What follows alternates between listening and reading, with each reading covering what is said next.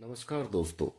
आज की इस वीडियो में हम सीखेंगे कैसे पावर क्वेरी का यूज करके मल्टीपल एक्सेल फाइल्स का डेटा सिर्फ एक क्लिक में एक ही सीट में मर्ज कर सकते हैं।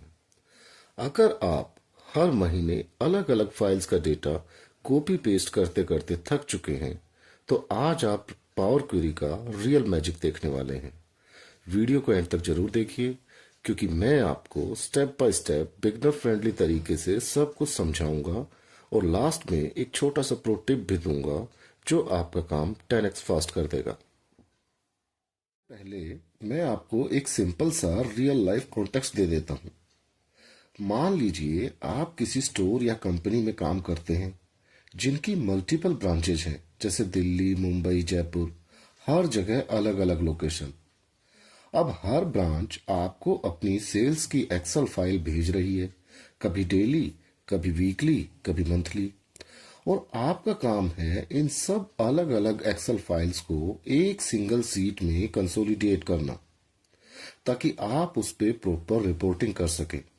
सोच के देखिए, अगर ब्रांचेस 10 हो जाएं, 20 हो जाएं, तो मैन्युअली कॉपी पेस्ट करना कितना मुश्किल हो जाएगा। तो आज हम देखेंगे कि इसी काम को पावर क्वेरी की मदद से सिर्फ कुछ क्लिक्स में कैसे ऑटोमेट करते हैं। तो दोस्तों, जैसा कि आप देख पा रहे हैं, मैं आ चुका हूं अपने कंप्यूटर की स्क्रीन पर। यहाँ मेरे पास सेल्स डेटा नाम से एक फोल्डर है जिसके अंदर ये 3 एक्सेल फाइल्स हैं। ये तीनों अलग अलग लोकेशन का सेल्स डेटा है, जैसे दिल्ली, जयपुर और मुंबई। और अगर हम डेटा स्ट्रक्चर की बात करें तो तीनों ही फाइल्स के अंदर डेटा का जो स्ट्रक्चर है वो एकदम सेम है। तो चलिए दोस्तों, अब मैं इस फोल्डर को क्लोज करता हूँ और डेस्कटॉप पे एक नई एक्सेल फाइल क्रिएट करता हूँ। इसका नाम मैं दे देता हूँ, लेट्स से कंसोलिडेट डेटा। हम अपनी नई एक्सेल फाइल को खोलेंगे, डेटा टैब में जाएंगे, gate data from file, from folder. अब मैं उस फोल्डर को सिलेक्ट करूंगा जिसमें मेरी तीनों सेल्स फाइल रखी हुई हैं।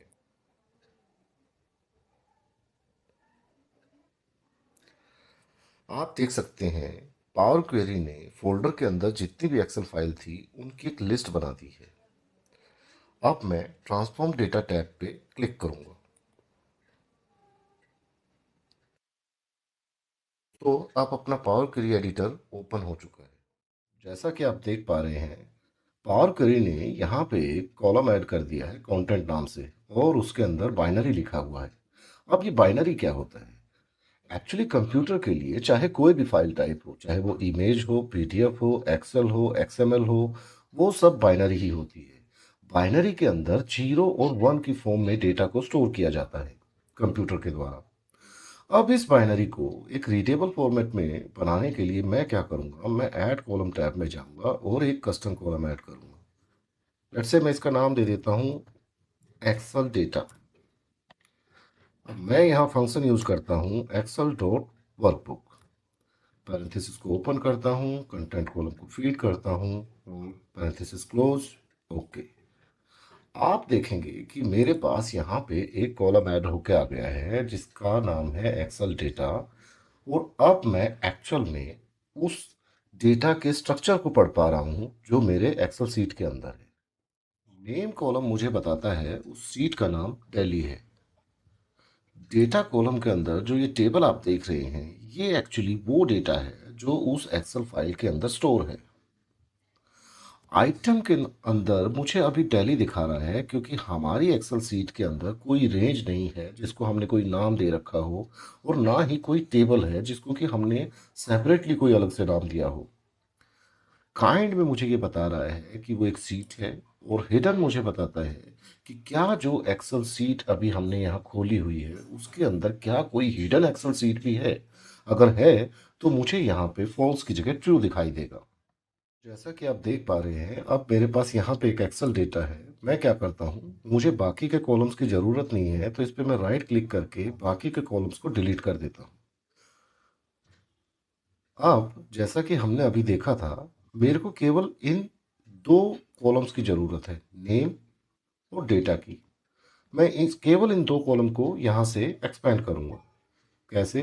मैं इस पर यहाँ क्लिक करूँगा, नेम और डेटा को चेक करूँगा और ओके करूँगा।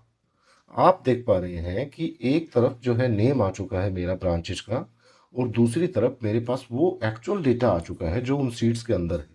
लेकिन अभी भी इस डेटा के अंदर क्या प्रॉब्लम है दोस्तों, कि मेरे जो हेडर्स हैं वो फर्स्ट लाइन में आ रहे हैं, जबकि उनको यहाँ पे इन कॉलम 1 कॉलम 2 की जगह होना चाहिए। इसके लिए मैं क्या करूँगा दोस्तों, इसके लिए हम इस पूरे कॉलम को ट्रांसफॉर्म करेंगे, क्योंकि हमारा जो डेटा है ये रो 1 2 और 3 में है, तो हम इस पूरे कॉलम को जो है ट्रांसफॉर्म करेंगे और अपने हेडर्स को ऊपर लेके आएंगे, उनको प्रमोट करेंगे हेडर्स को। तो वो कैसे करेंगे, चलिए देख लेते हैं। मैं यहाँ FX बटन पर क्लिक करता हूँ, और यहाँ पे ये जो आप देख पा रहे हैं एक्सपेंडेड एक्सेल डेटा, ये कुछ नहीं है बल्कि हमारा लास्ट स्टेप है। तो वो ऑटोमेटिकली यहाँ पे उठ के आ जाता है। तो हम क्या करेंगे, हम यहाँ एक फंक्शन का यूज करेंगे, टेबल डॉट ट्रांसफॉर्म कॉलम्स। अब टेबल डॉट ट्रांसफॉर्म कॉलम को क्या चाहिए दोस्तों, देखिए इसको चाहिए, टेबल चाहिए एज अ टेबल, और जो ट्रांसफॉर्मेशन का जो आपका ऑपरेशन है वो उसको एज अ लिस्ट चाहिए। तो सबसे पहले तो हम इसको टेबल दे देते हैं, जो कि ऑलरेडी यहाँ पे हमारा जो प्रीवियस स्टेप था वो हमारी टेबल है। और उसके अंदर अब हम जो हमारी ट्रांसफॉर्मेशन है उसको लिस्ट हम कैसे सप्लाई करेंगे, देखिए हम यहाँ करली ब्रेसेस को ओपन करेंगे, और जैसा कि मैंने अपनी लिस्ट वाली वीडियो में बताया था, जो कि अगर आपने नहीं देखी हो तो यहाँ आई बटन पे क्लिक करके आप देख सकते हैं। लिस्ट जो भी होती है वो कर्ली ब्रेसेस के अंदर बनती है। तो हम अपनी पूरी ट्रांसफॉर्मेशन को, हमारा जो फंक्शन है उसको एक एज अ लिस्ट वो चाहिए, तो हम कर्ली ब्रेसेस के अंदर अपनी ट्रांसफॉर्मेशन के कोड को लिखेंगे। यहाँ पे मैं क्या कह रहा हूँ, हमारे पास एक कॉलम है डेटा कॉलम, जो कि यहाँ आप देख पा रहे हैं, ये डेटा कॉलम, इस पे हमें ट्रांसफॉर्मेशन करनी है। अब मैं कह रहा हूँ ईच, ईच यानी कि इस डेटा कॉलम के अंदर ये जितनी भी टेबल्स हैं, जो भी मैं अब ये फंक्शन लिख रहा हूँ वो हर टेबल के ऊपर अप्लाई होना चाहिए। और मैं क्या कहूँगा, टेबल डॉट प्रमोट हेडर्स, और यहाँ पे मैं ब्रैकेट ओपन करूँगा और अंडरस्कोर लगाऊंगा। अब ये अंडरस्कोर और ईच के ऊपर दोस्तों मैं अलग से एक वीडियो बनाऊंगा, ताकि आप ईच और अंडरस्कोर का कॉन्सेप्ट भी अच्छे से सीख पाएं। यहाँ पे मैंने अंडरस्कोर लगाया, इस अंडरस्कोर का मतलब है कि इस डेटा के अंदर जितनी भी टेबल्स हैं वो यहाँ पे, क्योंकि देखिए हमारे table dot promote headers function को क्या चाहिए, उसको एक टेबल चाहिए ना। एड्रेस तभी तो वो प्रमोट करेगा जब आप उसको टेबल सप्लाई करोगे। तो अभी हमारी टेबल्स कहाँ हैं, यहाँ इस डेटा कॉलम के अंदर हैं। तो इसलिए ये जो अंडरस्कोर है ये रिप्रेजेंट करता है हर उस टेबल को जो डेटा कॉलम के अंदर यहाँ पे है। अब मैं इस फंक्शन को जैसे ही क्लोज करूंगा और ओके करूंगा, अब अगर आप क्लिक करके देखेंगे तो हमारे हेडर्स प्रमोट हो चुके हैं। अब हमारा डेटा एकदम जो है क्लीन है। अब हम इसको एक्सपेंड कर सकते हैं। मैं डेटा को एक्सपेंड करूंगा, और मेरे को ये सारे कॉलम चाहिए, इसलिए मैं इन सब पे टिक करूंगा और ओके करता हूँ। आप देखेंगे कि मेरा डेटा जो है, जो तीनों ब्रांचेस का डेटा था, वो एक सिंगल फाइल के अंदर जो है कंपाइल हो चुका है। अब लास्ट स्टेप हमारा, जो जैसा कि मैंने अपनी पिछली वीडियो में बताया था, हमारा लास्ट स्टेप क्या होता है दोस्तों, हमारे डेटा टाइप को सेट करना, ताकि हम जब इस पे कोई कैलकुलेशन करें तो वो गलत ना हो।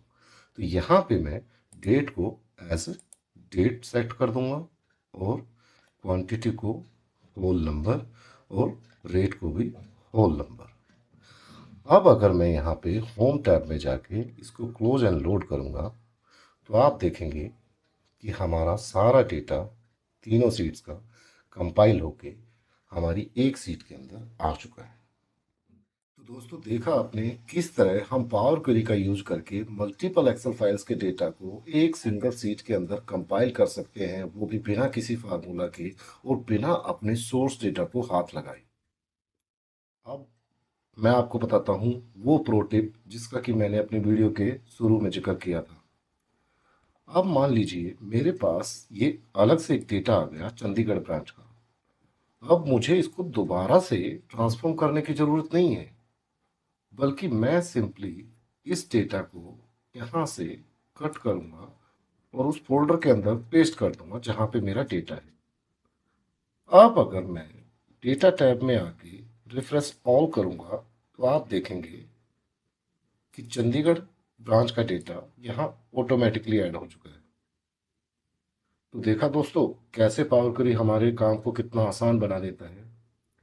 अगर आप भी ऐसे ही पावर क्वेरी को प्रो लेवल तक सीखना चाहते हैं तो मेरे चैनल को लाइक करें, सब्सक्राइब करें और ये वीडियो जिसके भी काम आ सकती है उसके साथ शेयर करें। Thank you. मिलते हैं अगली वीडियो में।